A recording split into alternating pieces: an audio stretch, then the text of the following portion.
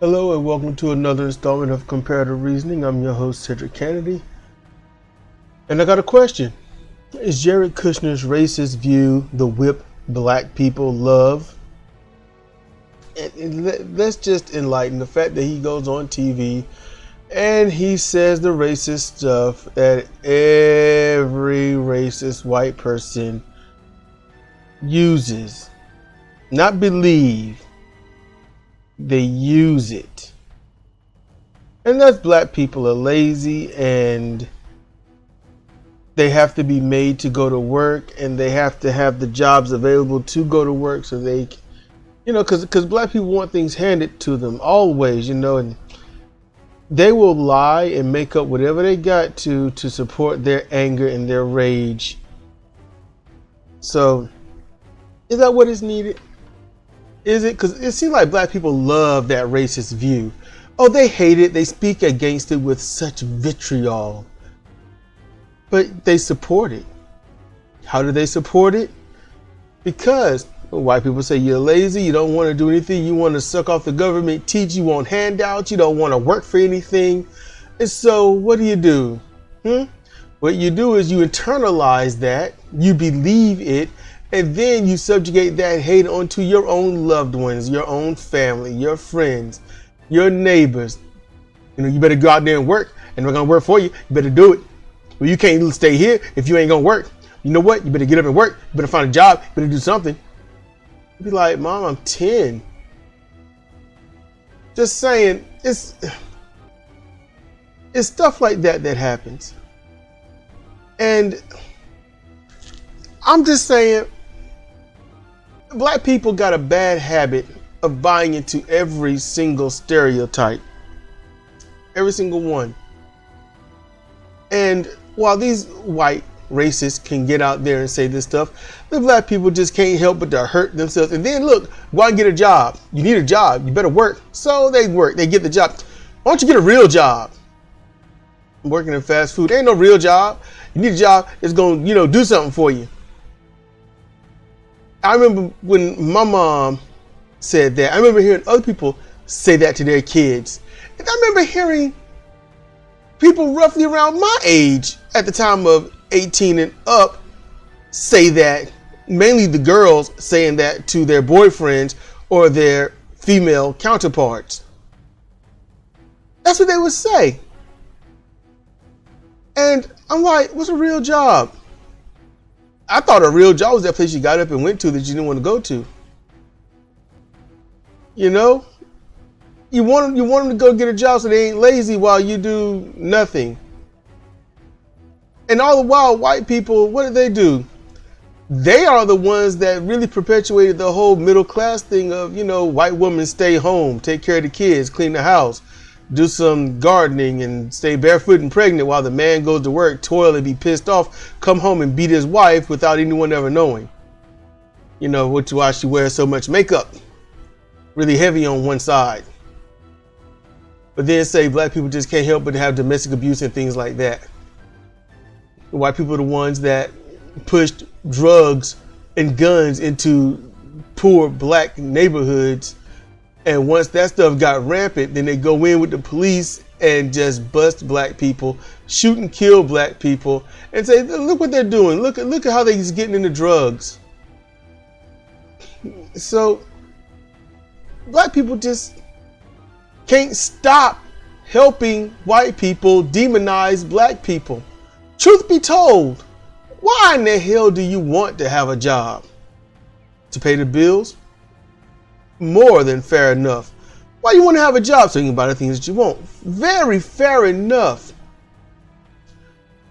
But let's remove that, because the only reason black people tend to get a job and harp on other black people worse than any white person can is because black people don't want the image of being lazy, while their white counterparts can make money doing nothing but sitting at home watching you work for them to make them money. And you can work for the man and then go home and be like, I worked my ass off. I expect this and I expect that. So you want to be rewarded for the hard work that others have subliminally forced you to do. I mean, just think about that. Come on, let's keep it real. Let's keep it real. Everybody get up, go to work, get mad, come home, take it out on the fam. Why? Because they too chicken shit to take it out on their boss because they know the boss, well, they'll get fired. Might not be able to get hired anywhere else. Cowards. If your boss is pitching you off, you ain't got to haul off and hit him. You ain't got to haul off and hit her, beat him. You ain't got to go hollering and screaming. I have a sit down and be like, hey man, let's talk, let's chill. What's up? I got some grievances. I like to talk to you about them and see what can be done, because these things are very uncomfortable. It could be something like that. Sit down and have a nice conversation and maybe something can come of it. But then again, your boss, white, black, or anything, doesn't see you as a person anyway, don't see you as equal human. You are the employee. You are beneath that person. You know it, you feel it, you sense it, and that fuels that rage inside. So you go home and you don't feel like taking nobody's shit, right? Same old cycle. They say that you lazy, you work your ass off to prove them wrong. It's a religion, an emotional one. You can shake your head at me all you want. You can say, no, that's not true. But it's only been true for like 600 years. That's about it. And it's not just black people, it's all people. When you are the minority in any area, you are the lazy, you are the feckless, you are the downtrodden. You want handouts, you want everything to be done for you. And you're like, man, I don't want that. It's all literally. Let me break it down what it really is. It's, hey man, you see that dark hole over there inside the mountain? Like, yeah, go in there. What's it? It's a bear. He's asleep. He's hibernating. He's been there for about 2 months, so he's deep sleep. Go in there. I ain't going in there. What, you scared? No, I ain't scared. I ain't scared of nothing. I'll go in there. I'll do it. So your dumb ass go in there while they're sitting there laughing at you. Don't even give a damn if you're going to get mauled to death if that bear just happened to wake up at the wrong time. Personally speaking, we shouldn't have to go to work. We should just stay home. Live out one life. Things should be free. Everything should be free. There's nothing that should cost anything. Nothing. And I'm sure you have your things against that. But see, capitalism is a religion. Capitalism is an emotion. Capitalism is like you are identified with that. If I don't have money, then what am I? If I don't have money, then what do I do? How do I buy things? If it's free, you don't buy it. You just go pick it up and go home. And what about all the spinach? It's like, what? See, you make, look, check this out. If it's all free and the idea would be good for it to be free, why are you fighting tooth and nail emotionally to keep it costing things so you can keep toiling and being angry? Literally, you're the horse that has a hurt leg. You're on the ground. You're scared because now you could be easy pickings. So instead, when the doctor comes over to help you for free, because you're a horse, you don't have to pay anything, you kick out the doctor and then say, somebody help me. You're like, the veterinarian is here. They're trying to help. The team is here. Kicking at them. Nope, I need help. This way is not cool. Somebody find me someone that I could pay to fix me, although I'll be in complete debt. That's what you're doing. Think about it, all right? Just really think about it. Is that really what you want? To emotionally and religiously argue to keep toiling and striving? Why not just live instead of survive? All the hatred and stuff is tied up in the money anyway.